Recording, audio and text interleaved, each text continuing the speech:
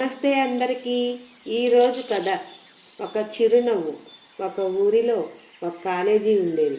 అందులోకి ఒక కొత్త టీచర్ వచ్చారు. ఆ రోజు అదే మొదటి క్లాసు. విద్యార్థులందరూ నిశ్శబ్దంగా ఉన్నారు.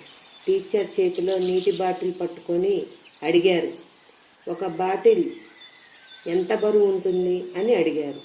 విద్యార్థులు ఒక 50 గ్రాముల నుంచి 100 గ్రాములు ఉండొచ్చు సార్ అని అంచనా వేసి చెప్పారు.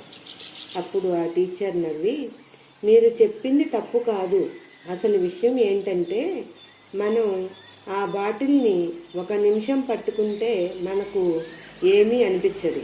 కానీ అదే బాటిల్ని మనం 1 గంట పట్టుకుంటే చేతి నొప్పి వస్తుంది.